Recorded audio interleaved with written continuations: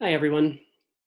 Today we're going to continue on, of course, in our reflections on the Psalm of Ascent, and we're going to be looking at Psalm 130 today. And Psalm 130 is really one of my favorite Psalms. And Eugene Peterson's chapter on Psalm 130 from his book, Along Obedience in the Same Direction, is really quite amazing. And so I'm going to do something a little bit different. After I read this psalm, I'm just going to read a series of quotes from this chapter, and they're all kind of pieced together to form a bit of a reflection. But I'm just going to let Peterson kind of lead our reflection and not really include any of my own stuff because, what he writes is pure gold. And so let us enter into a time of meditation and reflection together on this prayer of Psalm 130. Out of the depths I cry to you, Lord. Lord, hear my voice. Let your ears be attentive to my cry for mercy. If you, Lord, kept a record of sin, Lord, who could stand? But with you there is forgiveness, so that we can, with reverence, serve you. I wait for the Lord, my whole being waits, and in his word I put my hope. I wait for the Lord more than watchmen wait for the morning, more than watchmen wait for the morning. Israel, put your hope in the Lord, for with the Lord is unfailing love, and with him is full redemption. He himself will redeem Israel from all of their sins. As Eugene Peterson says, Psalm 130 is a psalm of hope. Psalm 130 describes the bottom has fallen out of life.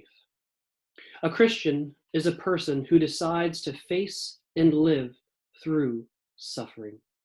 If we do not make that decision, we are endangered on every side. A man or woman of faith who fails to acknowledge and deal with suffering becomes, at last, either a cynic or a melancholic or suicidal. Psalm 130 grapples mightily with suffering, sings its way through it, and provides usable experience for those who are committed to traveling the way of faith to God through Jesus Christ. By setting the anguish of this psalm out in the open and voicing it as prayer, the psalm gives dignity to our suffering. It does not look on suffering as something slightly embarrassing that must be hushed up and locked in a closet where it finally becomes a skeleton, because this sort of thing shouldn't happen to a person of faith. It doesn't treat it as a puzzle that must be explained and therefore turned over to theologians or philosophers to work out an answer. Suffering is set squarely, openly, and passionately before God in this psalm. It is acknowledged and expressed. It is described and lived. You know, there's an American myth that denies suffering and the sense of pain. It acts as if they should not be, and hence it devalues the experience of suffering. But this myth denies our encounter with reality. The gospel offers a different view of suffering. In suffering, we enter the depths. We are at the heart of things. We are near to where Christ was on the cross. Psalm 130 offers no lectures on the misfortunes in which we are hauled into a classroom and given graduate course in which we are given graduate courses in suffering. There is no hasty band-aid treatment covering up our trouble so that the rest of society does not look at it.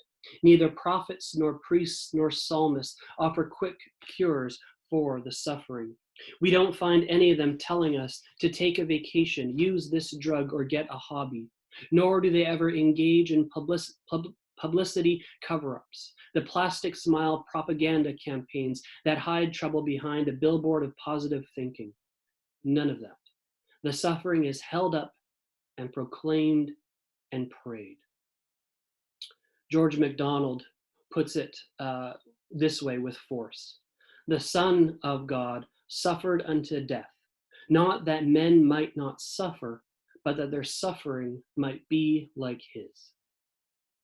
The second important thing that Psalm 130 does is to immerse our suffering in God. All the suffering is spoken in the form of prayer. 8 times the name of God is used in the psalm. God makes a difference. God acts positively towards his people. God is not indifferent. He is not rejecting. He is not ambivalent or dilatory. He does not act arbitrarily in fits and starts. He is not stingy, providing only for bare survival. And this, of course, is why we are able to face, acknowledge, accept, and live through suffering. We know that it can never be ultimate. It can never constitute the bottom line, but God is at the foundation and God is at the boundaries. God seeks the hurt, maimed, wandering, and lost. But there is more than a description of reality here. There is also a procedure for participating in it.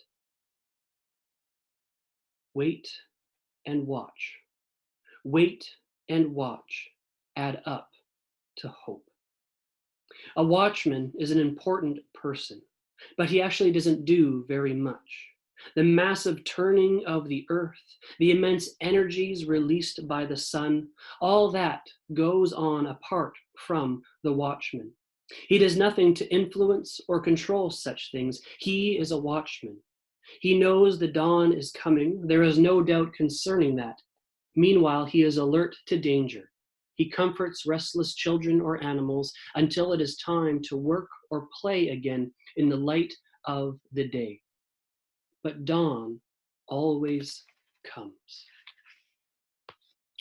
The psalmists and the Christians waiting and watching, that is, hoping, is based on the conviction that God is actively involved in his creation and vigorously at work in redemption.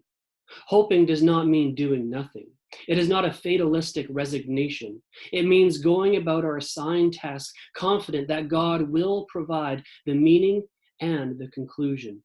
And hoping is not dreaming. It is not spinning an illusion or fantasy to protect us from our boredom or our pain. It means a confident, alert expectation that God will do what he said he will do. It is imagination put in the harness of faith. It is a willingness to let God do it his way and in his time. For the person who suffers, has suffered, or will suffer, Psalm 130 is essential equipment.